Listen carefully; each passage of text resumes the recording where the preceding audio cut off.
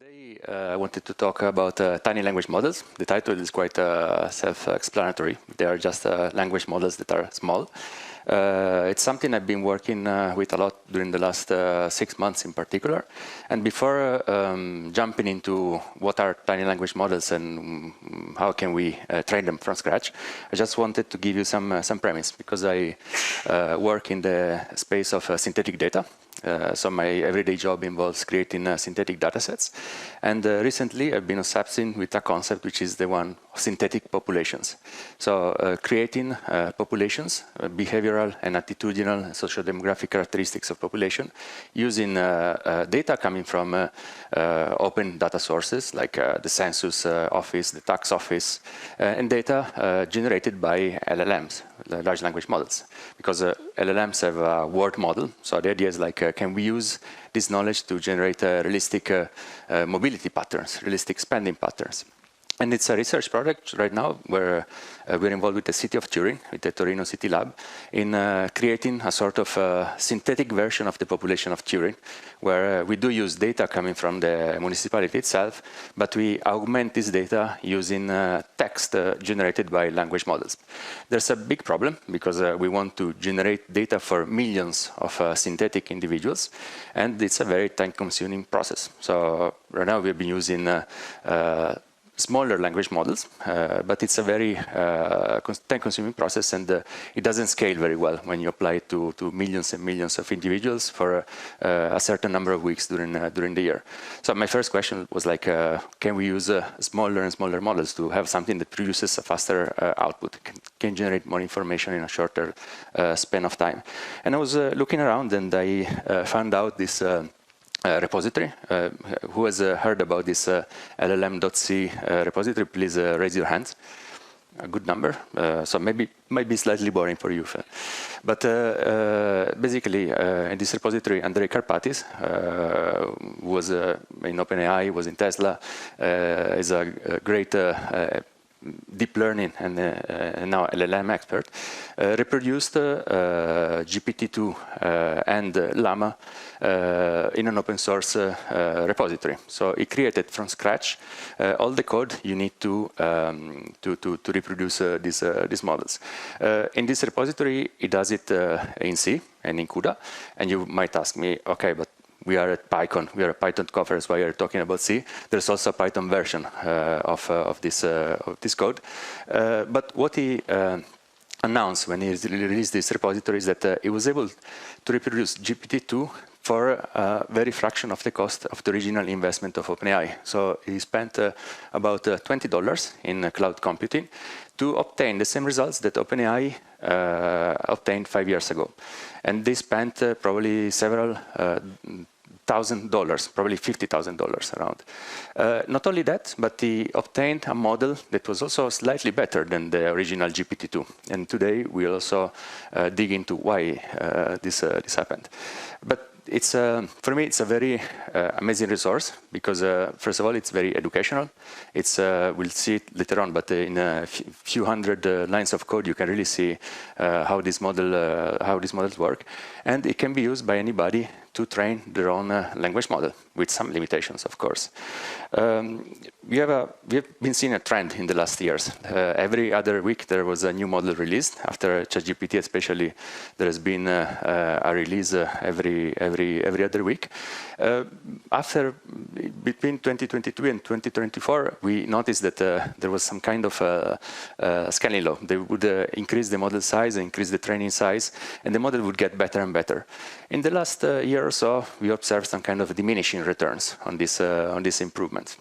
And you might also have noticed yourself, if you use ChatGPT or if you use Gemini, there is a lot of new components that you're adding to these models, like RAG or agents, but the model itself is not getting that much better. I remember when I tried GPT-4 after GPT-3, I was mind blown. That didn't happen anymore when trying new resources, which means that we reached sort of a saturation in terms of capabilities of these models.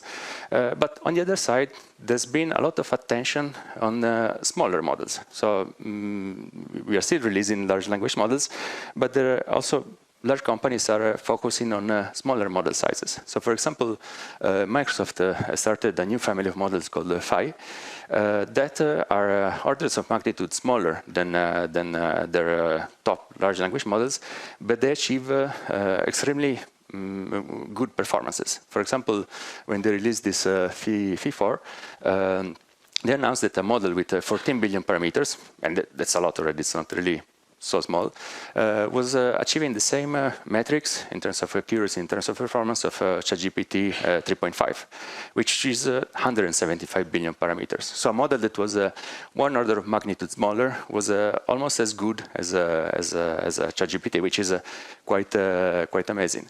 There's been a lot of attention on smaller versions of this large language model to make them more efficient, to make them more accurate, and the reason is quite simple. It's cheaper. We have a model that can generate a similar quality output for lower cost, but also, we have been observing some real nice applications. So, for example, this company, NumMind AI, released a tool that can be used to do structured data extraction. So you input a text, maybe an email from one of your clients, you input a JSON schema, and the model extracts in this schema all the information that is relevant in the text. So it's a very narrow task. It's a model that can just do that.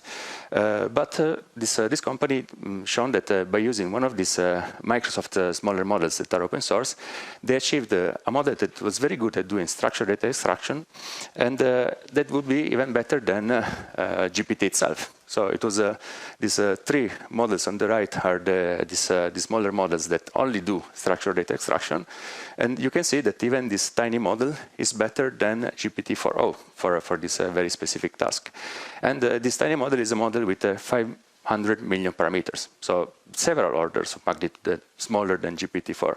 So that is like if you have a task like that, why would be using a model like GPT-4? It's almost unethical. It's in terms of resources used to create these models. So in the last year, especially, there's been a lot of focus on small language models, where with small they mean usually between 1 billion and 14 billion parameters. Now, one could argue that 14 billion parameters is not a small model anymore. You cannot run it on your local GPU that easily. With some tricks you can, but it's not that straightforward. And just to give you an idea, when Meta released the Llama 3, they also in the model card they disclosed how many GPU hours they used to train their models. So of course the 70 billion parameters required a lot of hours, and that's expected. But Llama 3, 8 billion parameters, which can be considered a small model, required 1.3 million GPU hours. And I don't know about you, it's not something I could easily afford. It's especially in Italy with electricity prices we have. So when we talk about small models, are models that are still way more efficient. We could use Llama 3 8 billion on our own gaming GPU. That's possible. These are not models that we can train by ourselves. We cannot create a model from scratch. The idea is that why are we interested in tiny models? We are interested in models that we are able to create and train by ourselves. Since we've been observing such increase in accuracy and efficiency of this model, is it possible to train a tiny model by ourselves? And with tiny, I mean a model with way less than 1 billion parameters, or a model that you can train on your own machine in a very relatively short time span, so maybe few days. And there's been a lot of work in this area, and today I wanted to cite this paper, which is particularly interesting in this domain, which is Tiny Stories, and it's the paper that basically gave Microsoft the idea of focusing on these smaller models. The idea of these researchers was like, okay, we've been studying how this model scales in terms of parameters and training data by seeing what happens when we increase, but can we also understand what is the minimum model size that we can put together in order to have a coherent English generated by the model? And the researchers from Microsoft decided to prepare a dataset for this model. They curated a dataset called Tiny Stories that you can find on Hugging Face, where they generated stories for children. So they said, let's create a data set where all the text is stories for children that a child between 3 and 4 years old can understand. So it's a very simple data set, very simple language, very simple and perimetered text. And they did train a lot of different model sizes on this dataset to create a base model that would be able to generate coherent English stories. They analyzed the outputs. They trained some models to give a score about the grammar quality, the consistency. So if a story started in a way, it should have ended in the same way, for example. And they noticed that these models were really decent at creating children's stories. And the models as small as 30 million parameters were good at creating these very simplified stories where all the grammar was correct and all the story was consistent across the sequence, which was 512 tokens. That was quite amazing because usually we talk about emergence properties of large language models, so minimum parameter amount that make it so that the model has some kind of reasoning ability, they say.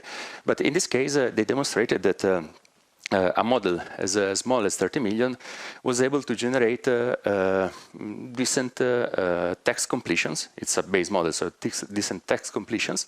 And these text completions were much better even than the output GPT-2XL was giving. GPT-2XL was 1.5 billion parameters, but trained 5 years ago, so a very inefficient model. And this is what probably has also driven this branch of research within Microsoft. So we are seeing that there are some tiny models that can work very well on some very specific task. Why don't we focus on making these models more efficient and better in general? And why is it interesting? Of course, we have the incentive of economics. Like running a large language model requires a huge amount of energy, of water, and therefore also money. So one of the main reasons is economic, but running smaller models to perform very simple tasks or more perimeter tasks will have also a lot of environmental benefits, because we won't basically crack a walnut with a sledgehammer. We use much more efficient resources. And it's also particularly interesting when we talk about democratization of AI. Because right now, who is able to train a model by themselves? You need to gather a lot of resources, a lot of investments. In Europe, we are not really good at that. Maybe in France, Mistral managed to do so, but it's something that it's very it's sort of causing a lot of issues about democratization of access to AI. So we have a lot of very good incentives to try to create smaller models that work better. And like Hugging Face recently, I think at the end of last year, in this direction, published a new family of models called Small LM with this idea. So models that would be really small, the smaller being 135 million parameters, that could be eventually useful for some very specific task. So the structured data extraction, or maybe if you were at a talk by VB yesterday from Hugging Face, models that would be useful within this kind of tiny agents frameworks. So agents that are tasked with doing something really specific and really narrow. So there's been a lot of research on this topic, but in general, why are these smaller models getting better? Like, what is the reason that we are managing to get better results with fewer resources? And there are many. In theory, there are, in my opinion, two big reasons. One is related to computing. You might have read this article from DeepMind that defined what is known as the chinchilla scaling laws. So the approach until a couple of years ago was simply to throw more data at the problem, increase the number of parameters in the model, and see what happens. See that if the model improves. This group of researchers from DeepMind decided to do something to do a study about scaling laws of training. And they did so by training several model sizes with respect to several training data sizes. So they on one hand, they fixed the model parameters, and they saw, they experimented how the model was performing by varying the amount of training data that was fed to the model. And they basically, using this approach, they constructed a scaling law. They just found what was the optimal amount of training for a given number of parameters. They have an equation for this, but roughly the scaling law is 20 times. So if you have a model that is 1 billion parameters, you need 20 billion tokens to train this model. So it's a law that can be pretty much approximated to 20 times.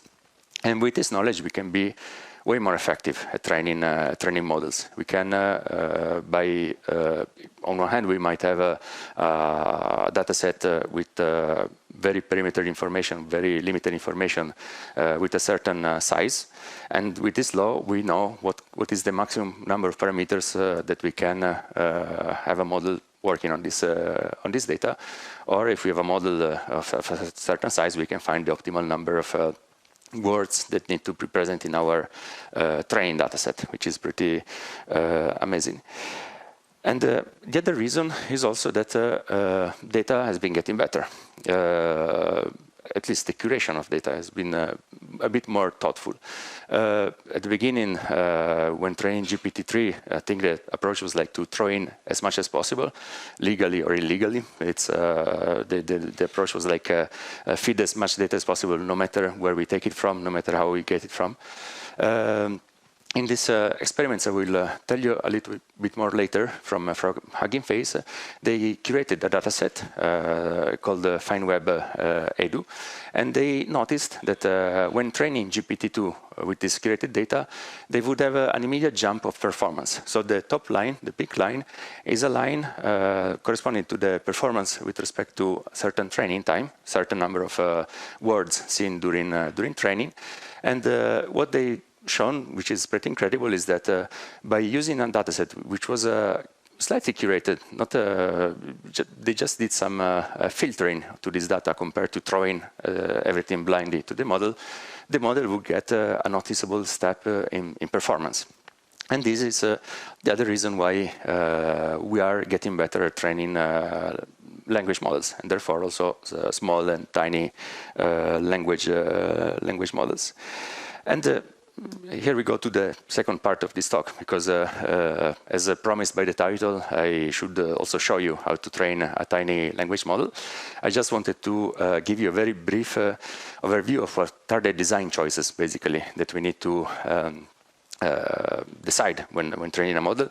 Of course, in 20 minutes time, I cannot go too much in details about the technicalities about large language models, but what the most important concept right now is that in the last few years we've been obtaining better performing models simply by increasing the size. If you compare the architecture of GPT-2 and the architecture of GPT-3, the number of parameters is 1,000 times, from 120 million to 175 billion. But if you look at the architecture itself, it's basically the same. Some slight modifications, but the architecture is still based on the same concepts. The architecture is still based on the same modules. What they did is they increased the parameters used by the models.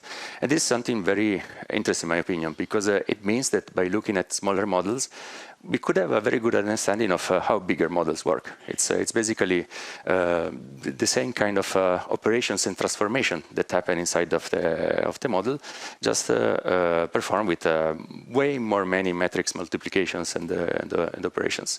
And a large language model is basically a model that is trained to predict the next word or the next token. It gets a sequence as an input, a text. It gets a text as an input, as the task is to predict the probability of the next word or the next token, as we'll see later on. It does so by using a lot of internal modules that we'll see later on. But the key concept here is that the architecture is basically very, very similar, no matter how big or how small the model is. And what we are doing when we train a large language model is basically a two-step approach. We have a sequence of text, a sentence, for example. This text is not compatible with a model. A model needs numbers to apply matrix multiplications and operations. So we need to convert this text into a sequence of numbers. And this process is called the tokenization. It's what we do what we do is that we convert a text into something that the model can deal with. Once we do this transformation, the model can take this sequence of numbers and make a prediction about what will be the next token. And when we do tokenization, basically we are taking a sentence, we are splitting it using a certain strategy, and we transform this sentence in numbers. And these numbers are then used by the model to apply all these operations. This phase is already very important because it defines how the model sees the text. When you hear about the trick, how many are in raspberries, it's a bit of a strange comparison because the model doesn't see letters, it sees symbols. It doesn't see the word itself. It sees a sequence of numbers. But when we do this process, something that we do before training the model, we have to make already some decisions. We have to, first of all, understand what is the length of the text that the model is able to process. So we might want a model that is able to process sequences of 500 words or longer context. And this concept is called the context length. And we also need to define how many symbols are present in this dictionary. So how many different tokens the model can process. And this is also another very important design choice. We could, for example, say that every letter in a sentence is a token. So you might have a dictionary of few dozen letters, which means that a sentence would be a very long sequence of letters. On the other hand, we might want to say each word is a token. In this case, a sentence would be just as many tokens as many words there are, but we might lose some subtleties in the text. So, for example, the verb go and the verb going might be seen as completely different symbols. We want something that might make the model better to understanding that going is very similar to go as a word. So in this phase, it's something that we do before training the model, but we have to decide, first of all, what's the maximum sequence length that the model is able to process, and how many tokens are inside their dictionaries. The second step is to make an inference about the next token, and this is done with transformers. You all heard about transformers during the last few years. It's the backbone of architectures like GPT. They're basically modules that transform, first of all, transform each token in a representation. So a token is transformed from a number to a vectorial representation, and they transform this representation into inner representations until this representation is used to make a prediction. So we transform a number into a vector. This vector is then multiplied by using matrix multiplications and nonlinear activations. And this process basically transforms an input, which is a word, into a prediction about the next word. There's a big very important component here, which is the attention. It's what makes transformers work so well, because each word is basically contaminated with all the other words present in the sentence. So we might have a representation for the word transformer. This representation in English, transformer could be a transformer architecture or a transformer in an electric circuit. This self-attention mechanism makes it so that the representation of transformer is weighted with other representations present in the sentence. So the fact that we have the word train in this sentence will make this step modify this representation into something more related to transformers in AI. And this is the self-attention mechanism, which is the reason why these models work. Probably something that is not going to change anytime soon because it's working so well. And basically, this is called a transformer block, a decoder block. In large language models, this block is repeated a certain number of times. So usually, we make the model bigger in 2 ways. We can change the dimension of the representation we use to represent words. So we might have we might represent a word with using 128 elements, or we might represent it using 10,000 elements. So this kind of size will make the model way heavier in terms of parameters, and we can decide how many times this architecture is repeated across the transformer, and this, of course, will make the number of parameters explode. So it's the idea today is not to go too much into details about this, but to really underline the fact that a model like GPT-2 is essentially the very same model as GPT-3, but with a different number of hyperparameters that make the model much bigger. So, for example, GPT-2 had a representation of 768, GPT-3 of 12,000, and GPT-2 had 12 layers. So this architecture, as I showed before, was repeated 12 times. In GPT-3, it's 96 times, and this kind of change of hyperparameters make this number explode. And this is what we have to decide when creating language models. In tiny stories, they played with these hyperparameters to determine which combination would give coherent English for children books. And basically, when we want to train a model, we have to make 2 things. Like you have to decide, we have to choose, first of all, an architecture. We might want to take something similar to GPT-2 or to Llama, which are very similar, just some smaller changes.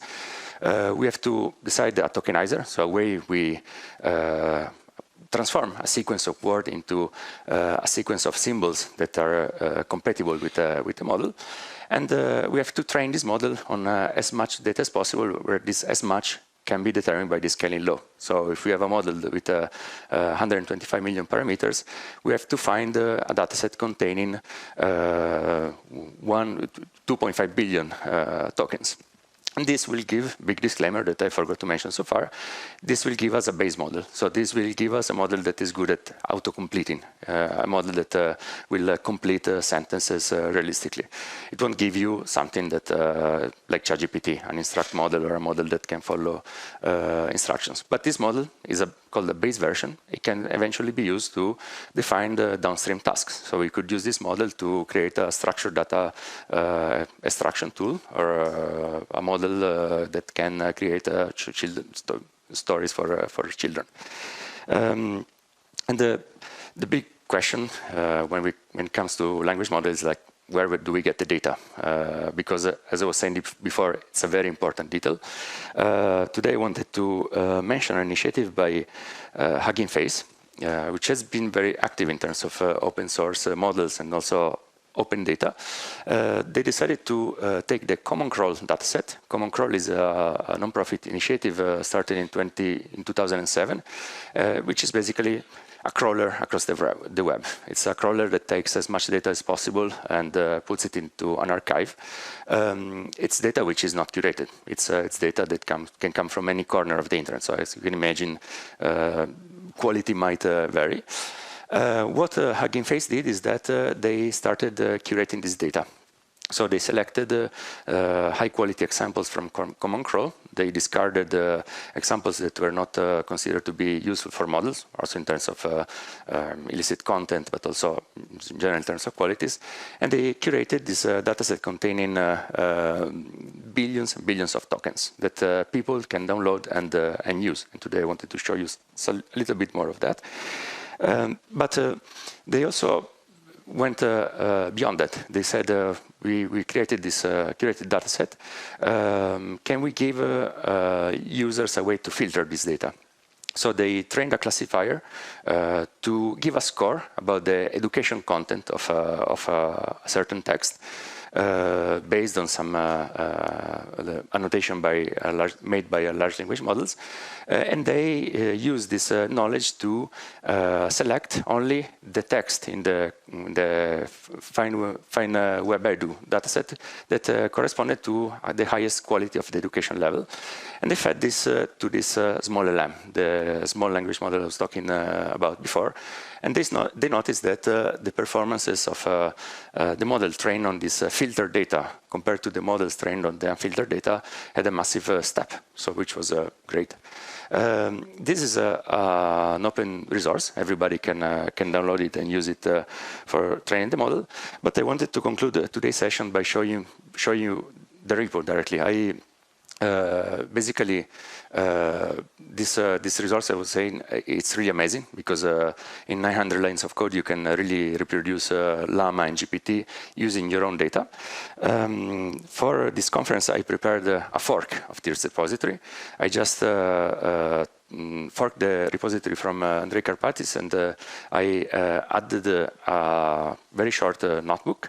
I submitted this talk in January, and I was planning to do so much about it, and then time flew, and I only did what I could, but I added a notebook where you can see some data preparation steps using this common crawl dataset, and some scripts to train your small model tiny model from scratch. And I will use the last minute to show you how to do it. You can find the repository on GitHub. You can, if you look for LLMC, you find the Andrei Karpathy one, but if you put my name, you'll find the fork containing this notebook. And basically, or I'll show you directly from here. This is the dataset that I use in this notebook. It's this FineIDO dataset, where you have data from the common crawl. So you have some snapshots, some text containing some examples, and some score. So you have a language. It tells you which language is contained in this example. You have a score associated to the language. So if the text makes sense from for example, for an English text, and you have a score related to the education content of this text. And this is really useful because you can use this information already to filter some data. So you could select a subset of this data that correspond only to a certain threshold of quality of English or quality of education content. In this notebook, you will find also a way to annotate this data further, because we have a score about the English level and the education content of this data. I added a script that uses Gemini 8 billion to add new labels about this dataset, and I simply used a very simple prompt to ask the model to also give a topic. So tell me what is the topic of the text contained in this dataset, and also the education level that the reader might need to properly understand this data. So basically, the function we will find in this notebook is an annotator based on a small language model on Gemini 8 billion, and you can use this function to annotate data further. So, for example, this text is a text coming from the biology domain that can only be understood by a person with a university degree. This text is a children's song that can be understood by a kid in primary school. So you could use these labels also to further filter the data you want to use to train the model. In this notebook, you will find, as I was saying, a way to create a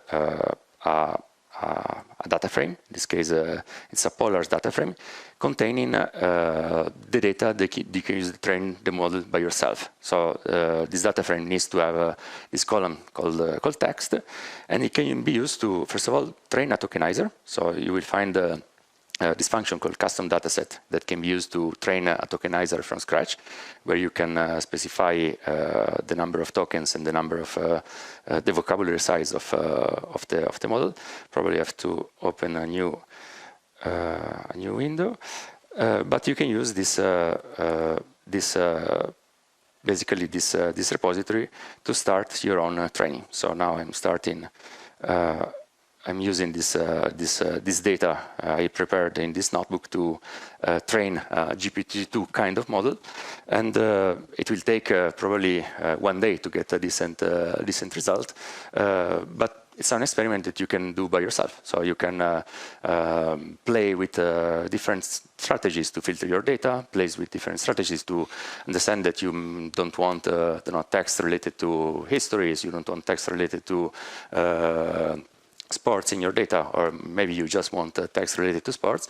You can do this selection in the notebook, and you can use this script to run this training process, which is I repeat, I didn't do it myself, but this is the one that Andrei Karpathy created. So thanks to him, if we're able to train a small language model by yourself, but it's something you can even run on your GPU. So this is on your CPU. So this is a virtual machine with without GPU, and it's something that can be very fast. It can output almost 10,000 tokens per second just by using a CPU, so even without needing a GPU to work. And you will find everything in the repository. I see that I'm running heavily out of time, and I just leave you the last reference, which is this video. Some of you might have watched already. It's a 4 hours video of where Andrei's code all the repository from scratch.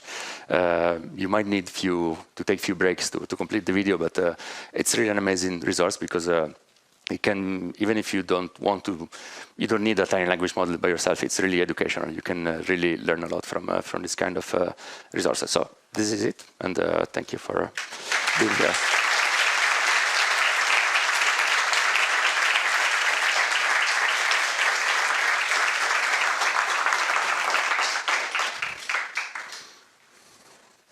Perfect timing. Does it work? Ba? Okay. Thank you. This was great. We have a few questions in Slido. So the first one is, does distillation from a larger model assist in training tiny models for better performance? That's a great question, because like, for example, in the script you find here, the model is trained using this very hard objective. So it needs to predict a word, which is defined in the trained dataset, which is just one word. With distillation, we can use a large language model to tell the model to predict probabilities instead of words. So it might be very effective at for example, in the training dataset, the text might be, this Sunday I will go to the word is seaside. With distillation, the large language model might understand that seaside might be related to the mountainside, or like to a vacation destination, not just hard labeled seaside. So it could be very effective at. Okay. Next question is, are large language models required to create high-quality synthetic data sets for training language models in general? Yeah. It's this model from Microsoft was heavily trained on synthetic data, but this data was generated by a large language model, because you need to have a really good quality of data to train the model, and that can only come from a very big model. Okay, then are there specific techniques in data preparation and tokenization that have been proven useful for training tiny language models, such as chunking by meaning and topic?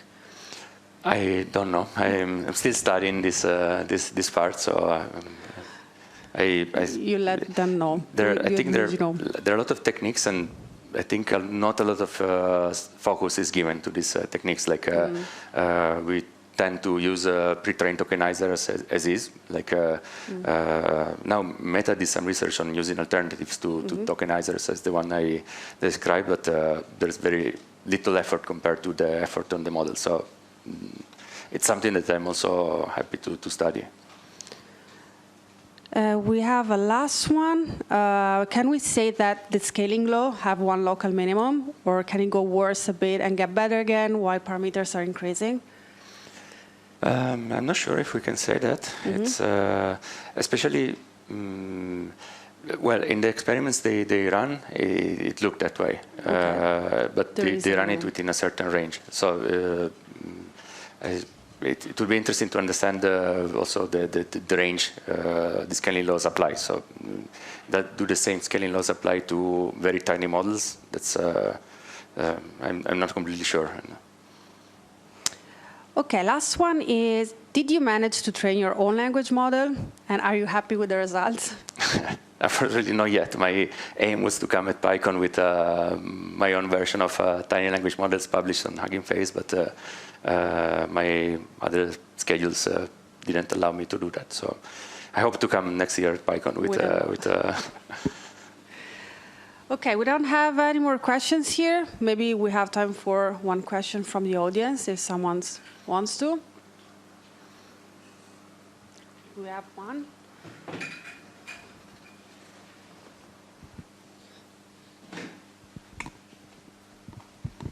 Thank you. Can I ask a question about the diagram that you showed of the inner workings of the decoder block? Yeah. So here, when you go here horizontally, this is different time steps, or are those all these vectors fed in simultaneously? Yeah, basically these architectures are, for example, the MLP is just a neural network, and yes, those are independent, so they're applied simultaneously. The only moment where there's some interaction between the different, let's call them pipelines, is in this attention module, where you basically compare every token with every single other token and give a score about the importance of other tokens compared to that token. But these are the same parameters. Like for the MLP step, they're the same parameters. They're applied in parallel. Okay. And the only time where there's like interaction between words in the sequence is here. So by same networks, you mean the same architecture, same weights, everything? The same weights which are trained, yeah. So this total number of parameters that we hear about, the 70 billion or something, it's just the sum of the parameters that we have inside of this MLP plus the sequential decoder blocks that are... Yeah, you have this key query value from the attention, yes, which are matrices that need to be trained. You have the parameters from MLP. You will have the embedding step, the step that transforms a token into a word representation, which is basically a lookup table. But then there are some that multiply and times. So, for example, if you take the last step, if you have a size of 100, which is very small, usually it's 10 times larger, just this neural network will have, depending on the layers we use, but the first layer, 100 times 100 are the parameters just to enter this neural network. Thank you.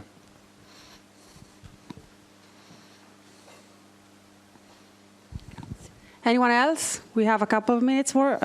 Wait, I see a question on Slido. In your opinion, is it possible to run these small language models on small devices, like our mobile phones? Yeah. It's especially the going below 100 million parameters. It's something very feasible. Okay, we have another question. I think last one.